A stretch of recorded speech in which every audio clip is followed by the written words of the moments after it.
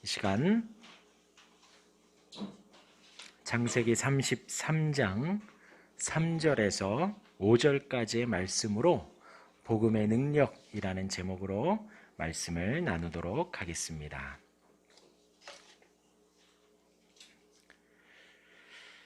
이번 코로나 사태를 지나면서 제가 개인적으로 느낀 것은 정부가 할 수 있는 일이 참 많다는 것을 느꼈습니다.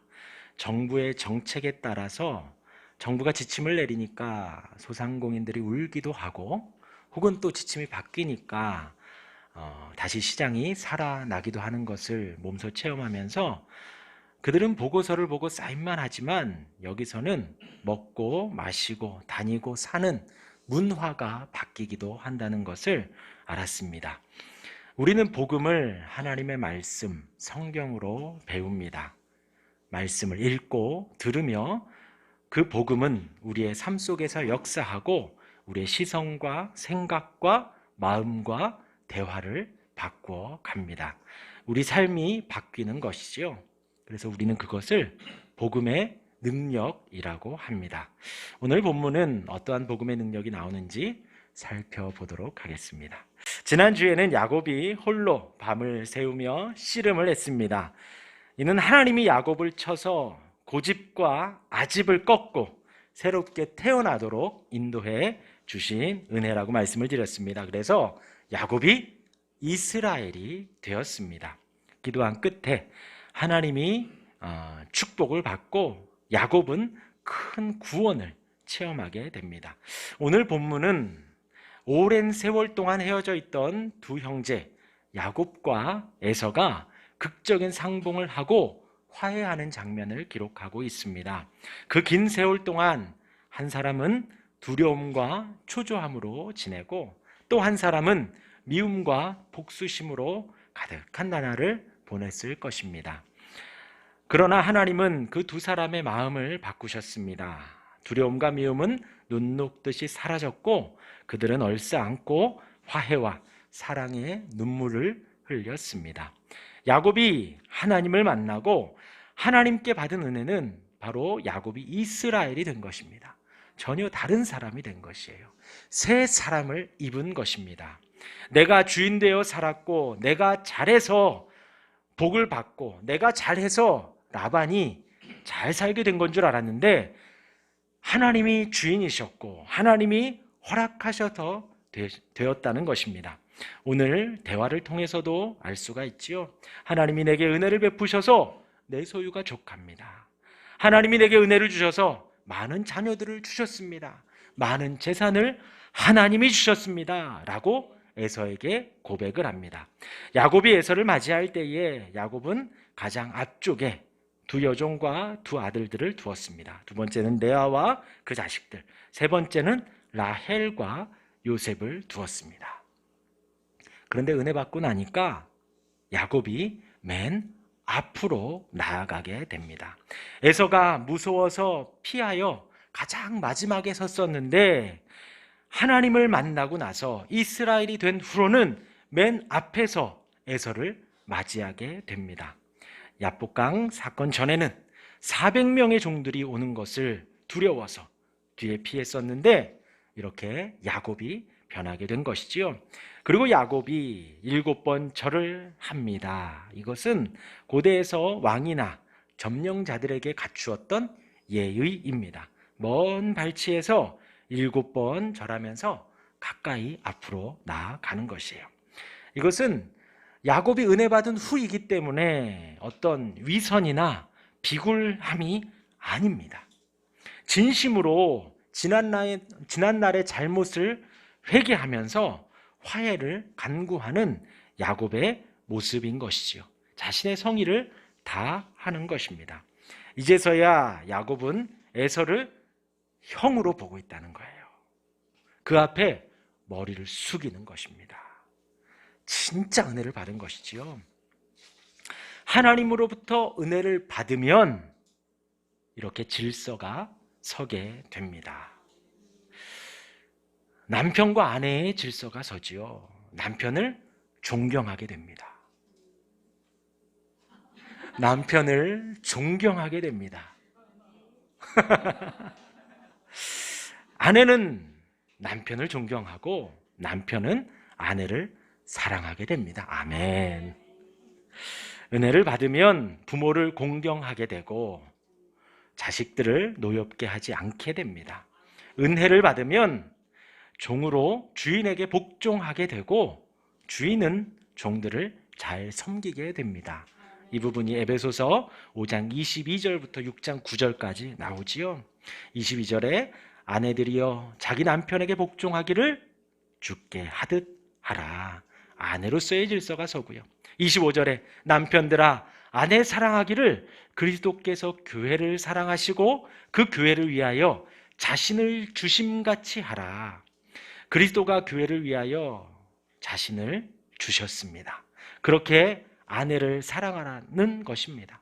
내 자아를 버리고 사랑하고 내 욕심을 버리고 사랑하라는 것입니다. 그리고 6장 1절에 보면 자녀들아 주 안에서 너희 부모에게 순종하라. 순종하라. 2절에 내 아버지와 어머니를 공경하라 라고 해요. 은혜를 받으면 부모님께 순종하고 공경하게 된다는 거예요. 진심으로 부모를 공경하는 것이죠. 또 4절에 또 아비들아 너희 자녀를 노엽게 하지 말고 오직 주의 교훈과 훈계로 양육하라 라고 했습니다. 그러니까 은혜 받으면 가정의 질서가 이렇게 쓴다는 거예요. 지금 에서와 야곱에게 그 질서가 섰다라는 것입니다. 아, 내가 장자를 뺏으려고 팥죽으로 팔고 아주 말씀드렸잖아요. 팥죽 한 그릇 막 내가 죽을 것 같다. 에서가 그렇게 나타났는데 죽을 것 같으니까 살살 놀리는 거예요. 이 팥죽 장자의 권한을 내게 달라. 그런데 내가 장자의 권한을 뺏고 싶었는데 그게 아니구나.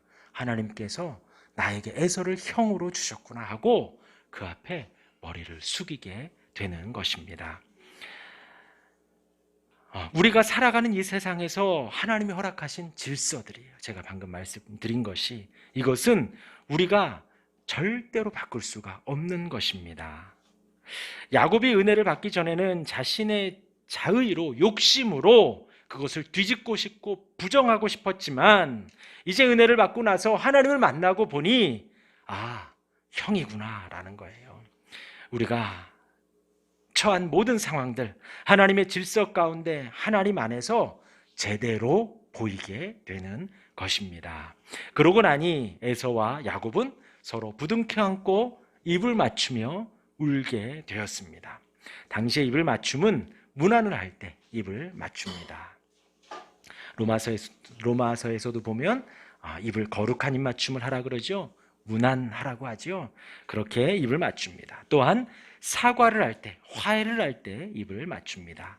밤새 기도한 야곱은 마음이 바뀌어서 에서를 당당하게 만나고 형으로부터 장자권을 받았던 야곱이 형 앞에 무릎을 꿇고 진심으로 사과를 한 것입니다. 에서도 동생에 대한 복수심을 거두고 언제 거두었는지는 성경에 나와 있지는 않지만 하나님이 그렇게 거두게 하신 것이지요. 화해를 하고 화평을 이루게 된 것입니다. 야곱이 에서와 화해하기 전에 중요한 것은 하나님과 화해와 화평을 이루었다는 거예요. 먼저 은혜를 받았다는 것입니다. 방금 전에도 말씀드렸지만 부모를 공경하십시오. 자녀를 노엽게 하지 마십시오. 사랑하십시오. 공경하십시오. 이것이 강조가 되면 우리 기독교가 아니에요. 우리는 먼저 은혜를 받고 하나님의 인도하심에 따라 부모를 공경하고 자녀를 섬기고 아내를 사랑하고 남편을 공경할 수가 있는 거예요. 지금 에서와 야곱이 화해했지만 야곱은 먼저 하나님과 화해를 했다라는 거예요. 요즘 마가복음 강해를 하고 있습니다. 유다가 예수님을 팔았지요. 예수님은 한밤중에 결박당하셔서 잡혀갑니다. 예수님이 잡힐 때에 제자들은 도망갔습니다. 심지어 함께 옆에 그냥 따라가다가 잡혔던 청년조차도 겉옷을 집어던지고 벌거벗겨진 채로 도망가게 됩니다. 공회 앞에 섰을 때는 거짓 고소를 당합니다. 그래서 고소자들이 말이 다 맞지 않았다라고 했습니다. 그러나 예수님은 처음부터 끝까지 침묵하셨습니다. 한마디 하신 것은 빌라도가 내가 유대인의 왕이냐 했을 때 유대인의 왕이라고 대답하신 것뿐입니다. 재판 자체도 밤새 있었기 때문에 불법이었습니다. 그렇게 빌라도에 의해서 채찍에 넘겨지고 십자가를 지게 되었지요. 예수님이 채찍 맞으셨습니다. 그 채찍은 우리가 아는 가죽 채찍이 아니라 끝에는 납덩어리가 있어서 한 대 한 대 맞을 때마다 살점이 떨어져 나가는 고통을 당하실 수밖에 없었습니다. 머리에는 가시 면류관을 썼습니다. 왕들은 왕관을 썼지요. 그 군인들이 예수님을 조롱하기 위해 왕관 대신에 가시 면류관을 씌워 준 것입니다. 그러면서도 머리를 맞고 침뱉음을 당하시며 희롱을 당하셨습니다. 그렇게 고통스러울 때 누군가가 고통을 덜 수 있는 몰약을 탄 포도주를 주시지만 예수님은 거절하셨습니다. 그 고통을 온전히 받으시기 위함이었습니다. 손과 발에 대목을 박히고 십자가에 못 박히시고 허리에 창을 맞으신 후에 물과 피를 다 흘리시고 예수님은 돌아가셨습니다. 이러한 예수님의 고난이 하나님과 우리 사이를 화목하게 하신 것입니다. 예수 그리스도가 하나님과 우리 사이를 화평케 하신 거예요. 원수 되었었는데 하나님을 등지고 하나님을 모른 척하고 하나님과 싸우려고만 했던 우리인데 십자가의 죽으심으로 말미암아 하나님과 우리 사이 화평을 이루셨습니다. 우리가 하나님을 아버지로 부르며 하나님을 예배하고 하나님께 영광 돌리는 것은 그냥 된 것이 아니라는 거예요. 나의 잘남이나 내가 착하고 내가 무엇인가를 하여서 된 것이 절대 아니라는 것입니다. 예수님의 고난과 희생과 십자가의 은혜로 말미암아 이루어진 아주 귀하고 값진 것입니다. 골로새서 1장 20절 이하의 말씀을 보면 그의 십자가의 피로 화평을 이루사 만물 곧 땅에 있는 것들이나 하늘에 있는 것들이 그로 말미암아 자기와 화목하게 되기를 기뻐하심이라. 우리 주님이 고난을 당하시고 고통을 당하시고 채찍 맞으시고 물과 피를 다 쏟으시면서 희롱당하시고 모욕당하신 것은 우리가 하나님과 화목되기를 원하신 것이고 또 그 화평이 우리 안에 이루어지기를 원하셨던 것입니다. 그리고 골로새서 1장 21절에 보면 전에 악한 행실로 멀리 떠나 마음으로 원수가 되었던 너희를 22절에 보면 이제는 그의 육체의 죽으심으로 말미암아 화목하게 하사. 예수님의 육체의 죽으심으로 말미암아 화목하게 해주셨다는 거예요. 화목하게. 사실 우리는 주일 예배를 드리면서 타성에 젖을 때가 너무나도 많습니다. 하나님 아버지의 이름이 얼마나 귀한지, 하나님을 내 아버지로 모시고 예수님이 나의 구주가 됨이 얼마나 감사한지, 우리가 이 땅을 살아가며 성령 하나님의 능력을 힘입어 살아가는 것이 얼마나 복된 삶인지 우리가 잊을 때가 있어요. 그리고 더 나아가 내가 착하게 살아서 이런 복을 받았나 보다, 내가 의롭게 살아서 이런가 보다 하는 착각도 받을 때가 많지요. 그러나 그런 것이 아니라 예수님의 육체의 고난과 육체의 죽으심으로 말미암아 하나님과 화목되어서 우리가 감히 하나님을 아버지라 부를 수 있고 우리가 감히 그 예수님을 나의 주로, 우리의 주로 고백할 수 있게 된 것입니다. 그런데 그렇게 화목하게 하신 이유는 뭐냐면 22절 이하에 보면 너희를 거룩하고 흠없고 책망할 것이 없는 자로 그 앞에 세우고자 하셨으니, 우리를 거룩하게 만들어 가신대요. 우리를 흠이 없게 만들어 가신대요. 우리를 책망할 것이 없게 만들어 가신대요. 이것은 주의 보혈로 책망할 것이 없어진다라는 의미도 됩니다. 주의 보혈로 흠없이 되고 거룩하게 된다는 것도 되지만 우리의 삶을 그렇게도 바꾸어 가신다는 거예요. 하나님과 우리를 화목하게 하신 목적은 우리를 거룩하게 하고 흠없게 살게 하려는 것입니다. 화목하게 사는 것이 책망할 것이 없게 사는 것입니다. 그것이 주님이 우리를 위해 십자가를 지신 이유입니다. 하나님과 우리가 화평하고 우리가 서로 화평하기를 원하시는 것이, 우리가 서로 화해하기를 원하시는 것입니다. 예수님의 희생이, 죽음이 하나님과 우리를, 또한 우리가 이웃과 더불어 화평과 화해로 살아가도록 이끌어 가십니다. 복음서에 보면 산상수훈이 나옵니다. 예수님이 산 중턱에서 가르치시지요. 그때 사람들이 예수님께 나옵니다. 예수님은 그들을 향해 복 있는 자들이여 라고 선포하셨어요. 우리가 잘 아는 팔복이지요. 그 중에 마태복음 5장 9절에 보면 화평하게 하는 자는 복이 있나니 라고 합니다. 복 있는 자들이여, 화평하게 한다라는 것이에요.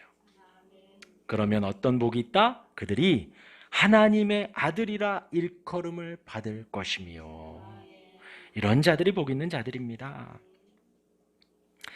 세상을 살다 보면 누군가만 오면 싸움이 나는 사람이 있어요. 이렇게 아무 문제 없었는데 누가 탁 들으면 갑자기 막 싸움이 나요. 누가 막 떠오르세요?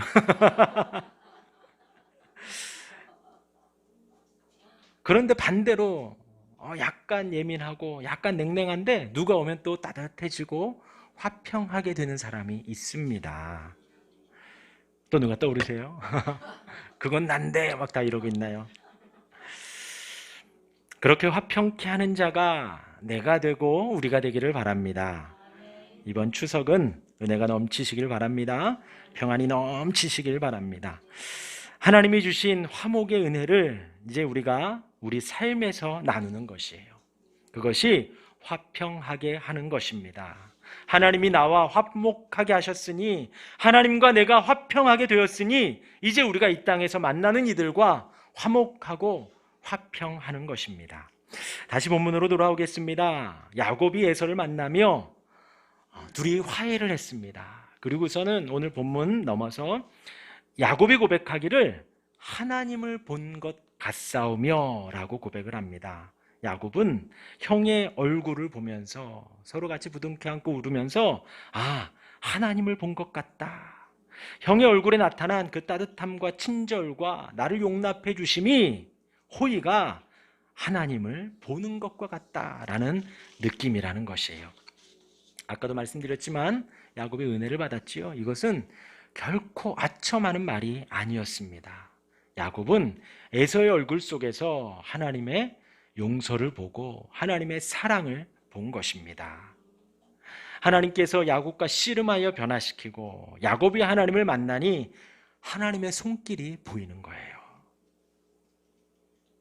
하나님을 만나는 경험을 한 것입니다. 이렇게 우리의 삶은 삶 속에서, 우리의 만남 속에서, 우리의 일상 속에서 하나님을 배워야 해요. 하나님을 경험해야 합니다. 진정한 하나님의 사랑은 우리 관계 속에서, 우리의 삶 속에서 하나님을 보는 것이에요. 그 가운데서 주님의 사랑을 발견하고 주님의 은혜를 발견하고 주님의 인도하심을 발견하는 것입니다. 요한 1서 1장 1절 말씀에 보면 태초부터 있는 생명의 말씀에 관하여는 우리가 들은 바요, 눈으로 본 바요. 그러니까 태초부터 있는 생명의 말씀, 주님을 말하지요. 그 말씀에 관하여는 우리가 들은 바요, 눈으로 본 바요 했습니다. 그 복음에 대해서 우리가 들었다는 거예요. 그리고 눈으로 봤다는 것이지요. 그리고 자세히 보고 공부했다는 거예요. 자세히 보고 그 다음 우리의 손으로 만진 바라라고 했습니다. 우리의 손으로 만진 복음이 있다는 거예요. 단지 복음이 우리의 관념과 지식과 마음의 감동이 아니라 우리의 삶의 행동과 우리의 일상 속에서 복음이 나타난다는 것이지요. 야곱이 야복강에서 만난 하나님, 홀로 있을 때 하나님을 만났죠. 그런데 이제 에서를 통해서 직접 부둥켜 안고 같이 울면서 그 복음을 만지게 된 것입니다. 요한일서 2장 3절에 또 보면 우리가 그의 계명을 지키면 이로써 우리가 그를 아는 줄로 알 것이요 라고 했습니다. 내가 하나님을 믿고 내가 아는 것, 그것으로 끝나는 게 아니라 내가 지키며 삶으로 행할 때 주님을 아는 증거가 나타난다는 것이에요. 또 5절에 보면 누구든지 그의 말씀을 지키는 자는 하나님의 사랑이 참으로 그 속에서 온전하게 되었나니 이로써 우리가 그의 안에 있는 줄을 아노라. 우리가 주 안에 있고 우리가 주님을 믿고 주님의 사람이라고 하는 것이 우리의 삶으로 드러난다는 거예요. 하나님의 사랑이 우리 안에 드러난다는 것입니다. 그리고 이어서 6절에 보면 그의 안에 산다고 하는 자는 그가 행하시는 대로 자기도 행할지니. 그 복음이 행하는 대로, 주님이 행하시는 대로 우리도 행한다는 것입니다. 우리의 행함 안에 주님이 나타나고 하나님의 사랑이 드러나고 하나님의 은혜가 나타납니다. 그러면 우리가 어디 가서 예수 믿으세요, 교회 다니세요 보다도 사랑을 베풀고 은혜를 베풀고 섬기고 희생하고 참아주고 받아주고 용납해 주는 것이 더 영향력이 있을 거예요.